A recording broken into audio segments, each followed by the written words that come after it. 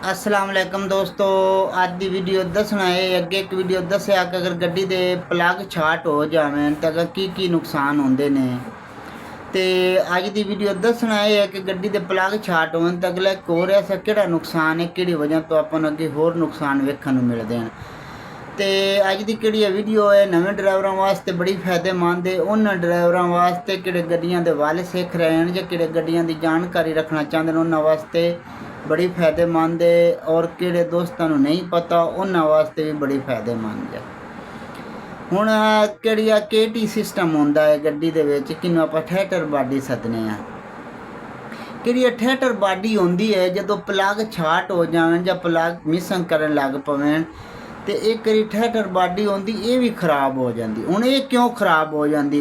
Plug गड्डी दे छाट होंदे ते नाल खराब ये भी हो जाती। ये इस वजह तो खराब हो जाती कि जदों प्लग मिसिंग करते हैं, जब गड्डी मिसिंग करती है, जदों गड्डी मिसिंग करन लग पाउंदी ते इहदे विच कचरा आवन लग पाउंदा। इहदे च क्यों कचरा आवन लग पाउंदा? क्योंकि इहदा इंजन नाल एक बड़ा गहरा तलक होंदा। और इहदा इंजन नाल तलक की होंदा है? ये ठेटर बाडी दा इंजन नाल की तलक होंदा? इहदा ठेटर बाडी दा इंजन नाल तलक ये होंदा है कि किहड़ी ठेटर बाडी है इहदा इंजन नूं इहदे विचों एयर जा रहा होंदा है। मसलन इहदे चों किहड़ी इंजन च हवा जा रही होंदी है, उहनूं कंट्रोल करके रखदी।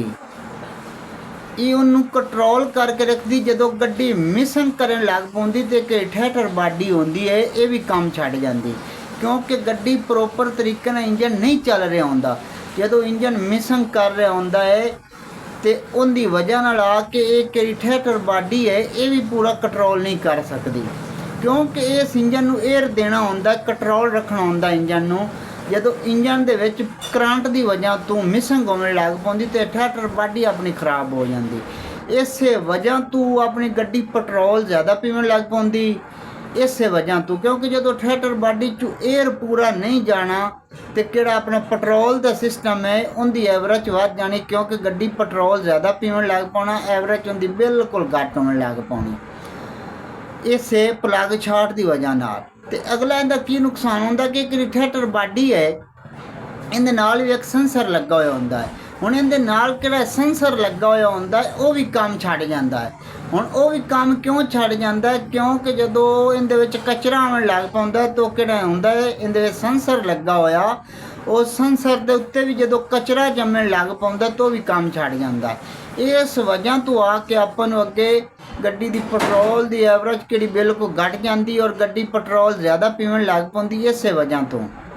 तो दोस्तों जदों भी गड्डी दे प्लग छाट होवन प्लग चेंज करो तो नाल ठेटर बाडी किहड़ी है ये खुलवा के अच्छे तरीके नाल साफ करा के इन्हूं मुड़ फिट कराना चाहिए, क्योंकि इहदे विच किहड़ा एयर लगा होया होंदा है, कित्थों एयर जा रहा होंदा, किहड़े इहदे च बटर लगा होया ना, किहड़ा बटर है उहदे विचों एयर जा रहा होंदा। क्योंकि जदों तुसीं पैर देंदे ने, रेस देंदे ने, एक्सीलीटर गड्डी नूं देंदे ने तो ये बटर उस तरह ही खुलता है और जिवें तुसीं रेस तो पैर चाहते हैं तो उवें ही बटर बंद होने लग पाउंदा।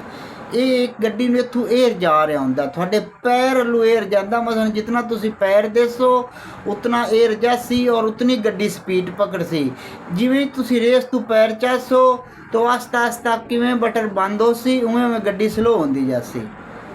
ओके अल्लाह हाफिज़। ते बटर किहड़ा होंदा है ठेटर बाडी नूं साफ कराया करो।